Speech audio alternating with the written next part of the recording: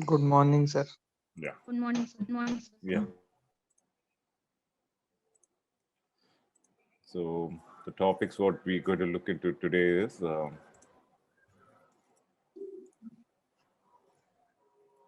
guys able to see the screen? Yes, sir. Before starting on with that, may I know get a feedback from what has happened? What did you guys do on the last week's exercise? Did you guys look into NBC,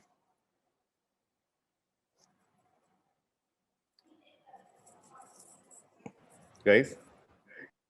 The domestic water demand. Asked you guys to look into MBC, get data and compile and compose. Any of you had any difficulty with getting information from there? Did you guys do the exercise? I think there are submissions come on to GCR, but I want to hear from you guys.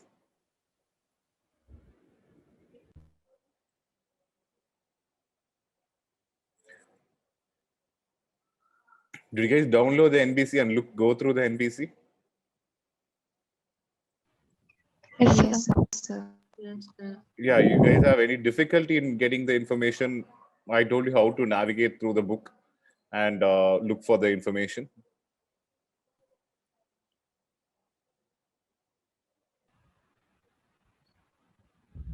No difficulties, sir. Okay, fine.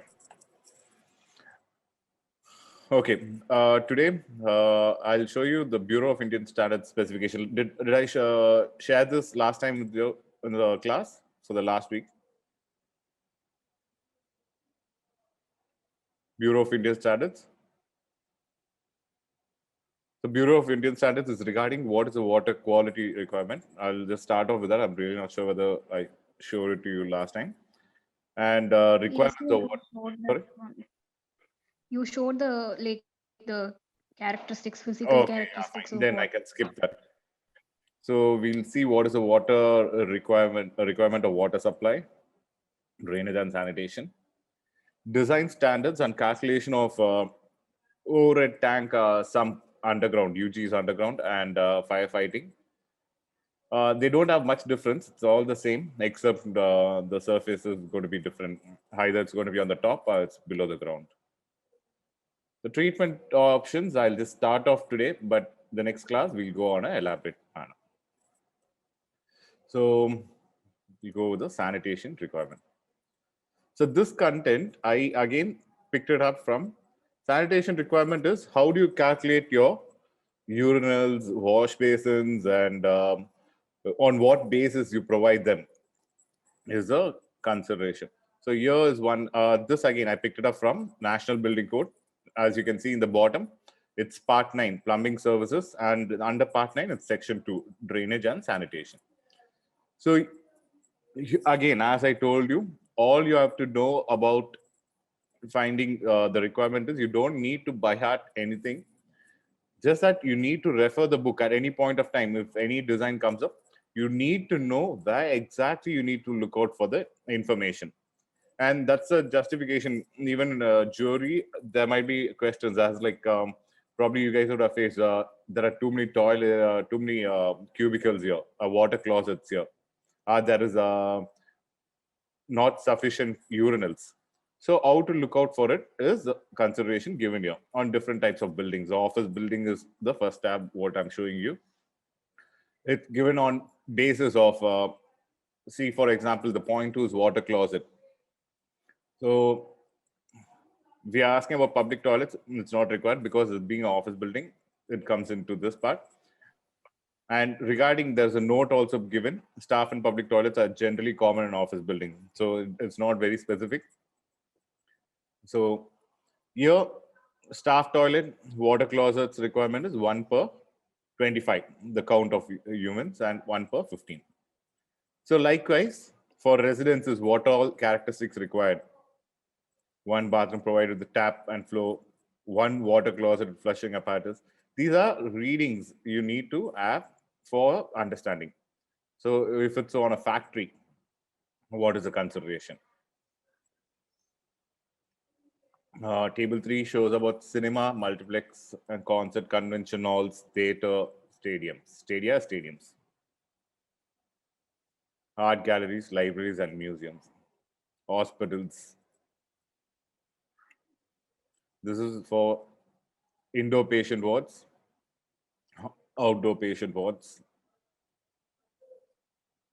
So likewise, you can go on for various design. So what I've done is the same NBC which I've shared with you guys.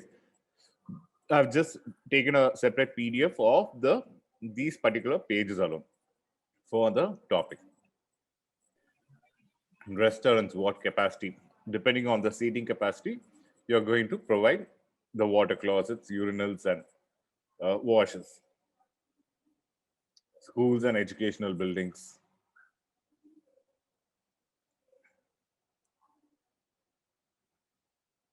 Here's for hostels, fruits and vegetable market, and bus station, airports, and railway station, shopping malls, and retail buildings. So your NBC is more like a referral book. All of these information regarding how we are going to dedicate space or design spaces, on what basis we need a requirement of toilets, how many urinals, how many water closets you need. All of this would be found here. So the next part would be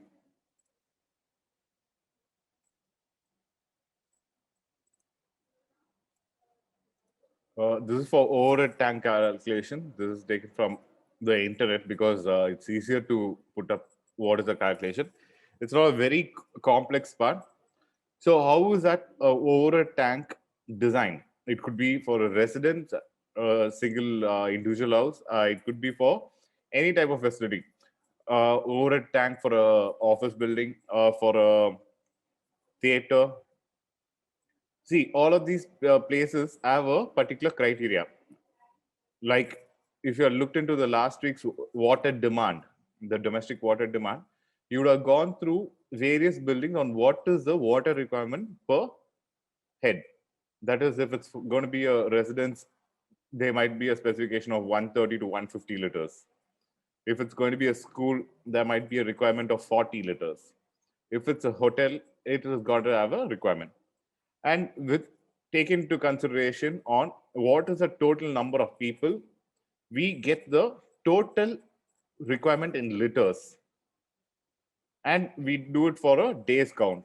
At times what happens is, in huge residential buildings, what they do is not always a full day's count would be taken, because if you take a full day's count of number of people in one particular apartment, and considering it, if it's a block which has around 50 to 60 units, a single block, so you multiply that value of 3 or 4 people in one unit, which is multiplied by 50 units, which is going to be 200 people. And if you take 200 people into 150 liters per day, you look into the calculation, the amount of water required is going to be so much. And it becomes a hindrance also. I'll tell you, this is one other consideration. Not always don't take the full count of water capacity. The reason is a water tank is again going to be a dead weight onto the top of the building. So usually how it would be split up is, there will be a sump provided at a on the surface, below surface, and usually the tank gets refills probably twice or thrice in a day. So that's how. Okay, let me give you a simple example first here, and then probably you might have a better understanding of it. So this is in respect to the National Building Code 2005 standard, but now we are coming to 2016. But just for the calculation purpose, it's all right. I'll just show the old one, but you can still infer it for the 2016 version. So water required per person per day. This is for a residential building, 150 liters. Drinking water, that's like a split up of 4 liters. You don't need to worry on that. Water required for daily course. Okay, we'll come into this part. Water required for daily course per person per day as per NBC is 150 liters per day. and number of people in a family, example is 5, which is taken here, and 750 liters is what we require. This is for a individual house. Drinking water required, that's separate, but drinking water, it's up to you. There are places but we don't combine drinking water with the tank. Probably we'll source out our water from outside, but here they are taken out from the tank itself. So it's 4 liters per day per person into five people, 20 liters. Total quantity of water required would be 750 plus 20, it's 770 liters. What is the volume of water required? So volume is normally taken as 1,000 for a cubic. So you take any value which is the required value, divide by 1,000, you get the cubic meters value conversion. Now, the dimension of the overhead tank. They are taken, okay. The simple calculation is as in a cubic meter, 1 meter in height, 1 meter in width, and 1 meter in length, which is a cubic meter, can hold water up to 1,000 liters. You get the point? 1 meter of height, width, and length will hold 1,000 liters. That's a default calculation. Here, so taking into consideration, the reason is they just want to exactly bring in close to 0.77. These are assumed values from this calculation, what I mentioned about 1 meter of height, 1 meter of width, and 1 meter of length. So they said, okay, here the breadth is 0.6. That is one of the minimal dimensions you can reduce up to. But normally in this case, even if I'm going to give a 1 meter height of all of these, it is still fine. But exactly to match this value of 0.77 cubic meters, they have increased, slightly increase, and slightly decrease. So normally I can give you another suggestion is when you're designing tanks, even if it's 770 liters, my suggestion would be you can keep your values to the appropriate of one minimal standards of 1 meter in 1 into 1 into 1. And in cases when it goes higher, then you can increase the various parameters. And normally the tank height of the tank is most of the cases restricted to 5 feet, which is 1.5 meters. The reason is that's again a safety factor, considering most of the adult humans and children. Again, it's not in case if at all they're getting into a tank, children totally not permissible. Even for an adult person to get into the tank for a cleaning purpose, if by chance, even if the tank is full, they are not going to be submerged. And always in a water tank, there is a height, extra height, which will be calculated. Imagine, as I tell you, 1.5 meter is the tank height you can maximum think of. Normally, in a tank, the dimension of the tank, the overhead pipe would be given at 1.5 meter. So the overflow, if the tank is going to fill up anything above overflow, the 0.5, the water exits. There is another 20 centimeters which is given, which is called the hoverboard. That's another safety reason. Hoverboard height is so that the water is not totally filled up into the tank. You have a block of air which is at the top, which enables, otherwise you might end up having vacuum formations also. You get the point?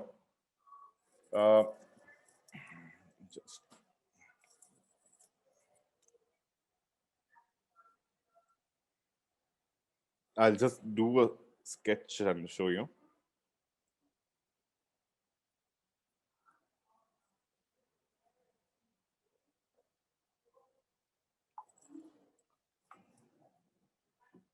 Guys, if you can check into your WhatsApp, you got a sketch which is coming. So this shows what is your inlet height. Inlet is always, have you guys received the image? Guys? Yes, sir. Yes. So if you look into the image, the inlet is a water supply. So the inlet is on the higher level. And what I mentioned as 1 meter by 1 meter, you can see what is the level the water is at. Okay. So here, in this case, I've just taken 1 meter. Normally, you can push it up to. You can still go up till 1.5 meters for safety reasons in residential buildings. And beyond 1.5 meter, you just exactly, as of now, I've just kept it for 1 meter. You have the outlet, which is the overflow. Okay, the outlet, actually, the technical outlet would be in a much more lower level. I mentioned here as outlet, which is the overflow. So beyond which, that's when you know your tank is filled up. And on the top, where the inlet pipe comes in, you see a empty space on the top, which is called the overboard.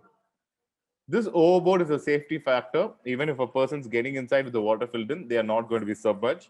And next is it prevents from vacuum formation. You guys are clear about this?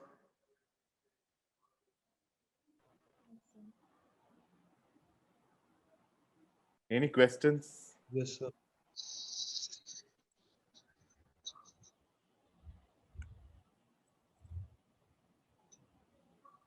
So this is about the same principle. The methodology here is wherein with the sum, here we are talking about overhead tank calculation. With the sum, you need to have the only difference would be the traps, where a trap is a what you call as a manholes, where a person has to get down, and there are various types of various configurations. The shapes of sums also you can take it up. And normally, a square or rectangle is the preferred one. And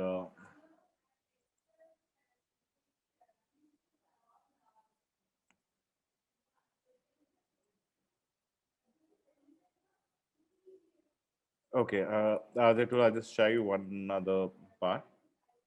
The calculation which I told you. Okay. The thumb rule values which I already mentioned you. So what is this calculation? I told you, right? 1:1 meter height, width, and length would give you the technical value of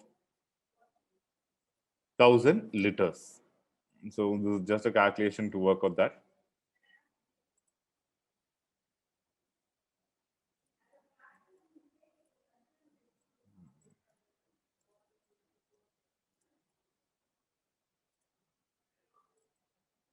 You guys are able to see the NBC page here. I'm just showing you the index here, guys. If you can look into which is the volume 1, the part 4. Volume 1, part 4 is fire and line safety, which is given here. So if you look into your own NBCs, then you'll have a lot of contents. You just need to have a reading and have an understanding. Here, I've just picked up one small presentation, which is a composition of contents from the NBC 2016. For a quick review, I'll just show you what are these contents here. Just a minute.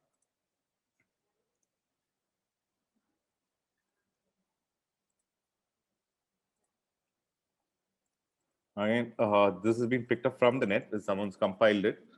So here in this part, what are the fire hazards they have mentioned? So how the three sources of fire: fuel, oxygen, and ignition source. And they've given on the instructions on how flammable gases, cause of fire in building, and here what are the sources of materials, and in what are the types the fire is classified as: A type, B, C, D, and K. What is A? Just ordinary combustible content and commonly used household material like paper, cardboard, and wood. What is a B type? Flammable liquids: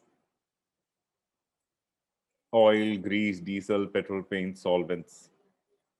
C types are electrical equipment failures: fuse boxes, damaged wiring, defective switches. D is combustible, could be chemicals, chemical combinations. K is kitchen fire.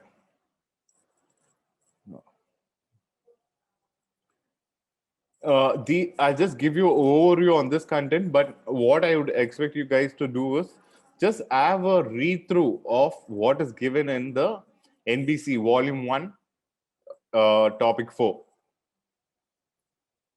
Because this is just a compilation of another person's done just to showcase the content.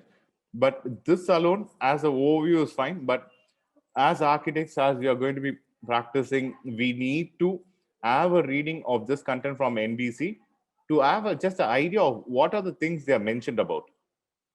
So what are the fire prevention ways, life safety methods we need to take up, fire protections need to be followed, protocol needs to be taken up.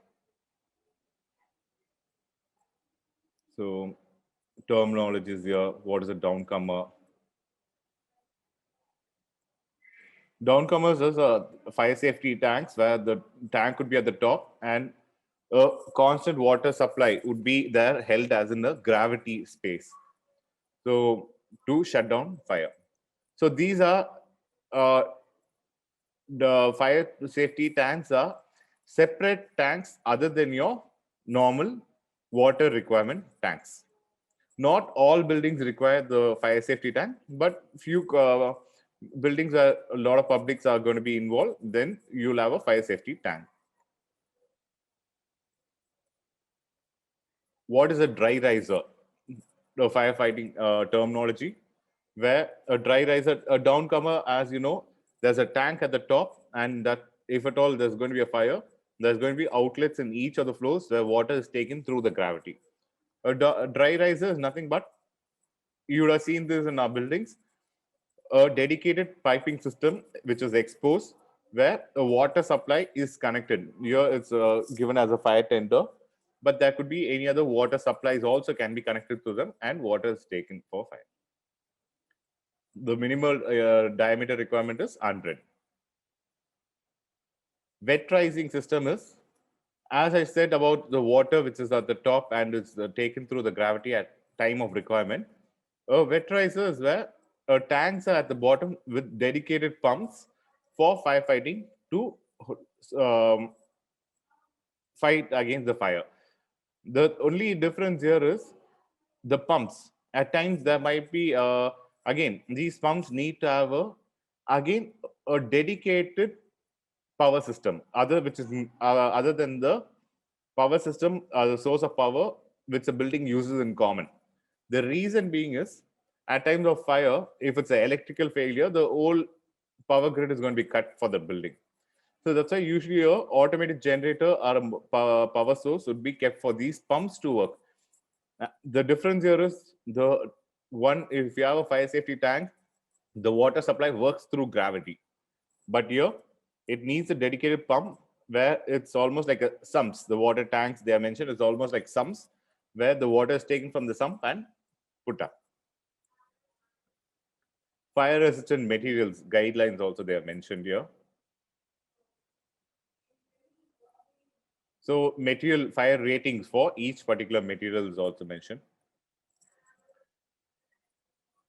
So what are the building planning considerations? Passive fire protection attempts to contain fires from slow through the spread to use of fire resistant walls, which is again, this can be worked out through the combination of materials. What are the materials you are used for your construction, and that can reduce your fire spread. Non-combustible materials.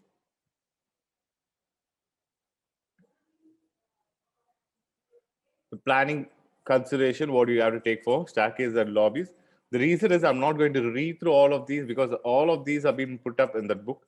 I'm just showing you what all content present in them so that you guys take out NBCs which are shared and just have a reading. As I told you, you don't need to by heart anything, but you just need to have an understanding. And this is something like few standards which you will remember by yourself.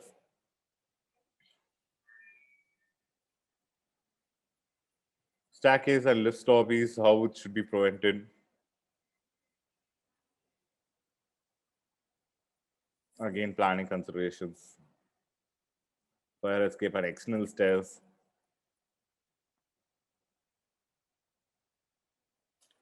Air conditioning standards. how it's taken up. These are fire dampers. Fire dampers are in a place of how to prevent fires from spreading to one space to another space. So there's a image is shown in, and this will be put up in the air ducts so that it can prevent the flow. Okay, this is all not required. So these are the content I want you guys to look into the NPC and have a reading of that regarding the fire safety.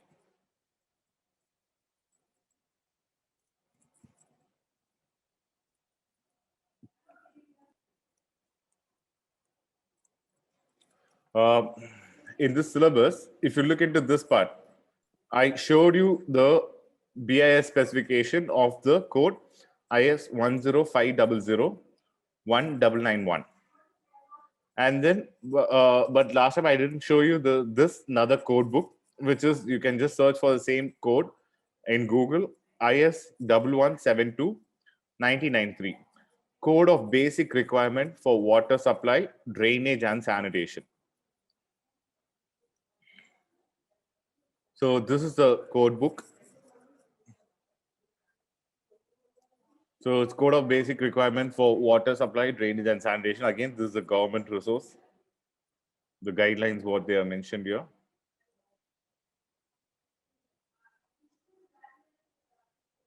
Bureau of Indian Standards.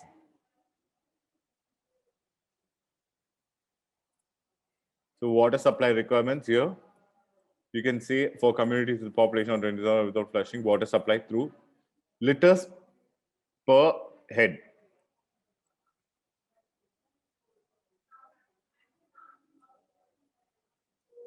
Just 1 minute. I'm not able to. Okay, fine. Okay, I'll just show you the same.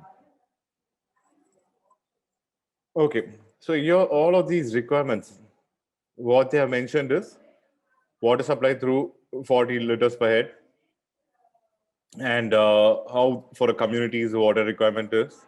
You can probably upload this book also. You can have for requirements. Water requirement for buildings other than residences. For factory, where bathrooms are required to be provided. It's the calculation of water is 45 per head. Why we require this is how we're going to know what exactly is the water requirement for the building, and then we're going to do a water tank and a water sump. So for hostels, 135 liters per head per day. Hotels 180. So what kind of drainage and sanitation is required? It's all been mentioned here. Requirement of water supply, as in with different types of places, railways, terminals, airports. Sanitation facilities, Western closets for males, how the urinals being calculated. See guys, there are, regarding to these, you might ask me what is the difference here. National Building Code, yes, they have got a standard, which is again a nationwide accepted tolerance on what is the requirements per head per given with regarding water supply as well as sanitation. And these again are guidelines which give you won't see a big difference of what is the requirement, but appropriately whenever you're designing and there is going to be a question, you can give them, because these codes again there are codes which gets updated and there are frequent releases also. You can still give them the latest codes and you can justify saying this is where I took my standards from and I'm using it. As I told you, National Building Code and this Indian Standards, Bureau of Indian Standards, all of these are nationwide accepted, beyond which there is another party will also be there, which would be the state development controls. So they also at times they'll also give you all of these specifications, but you can go with any of which and use it for design purpose. So water closet requirements in the factories, cinema, concert hall, theaters again. The same, very similar pattern is what I showed you, the same in NBC also. Art galleries. You can take up both and you can look into what is the difference that they have given from each of it. Portals. So this is where I stop. Fine. We have come to the end. So I'll share you this book also and the study materials, as in for along with the NBC, the codes. You can have a referral and you can look into it. So I think we'll wrap up today's session with this. Is there anything, any queries from today's session? Can give your feedback or anything which you didn't understand from what I said?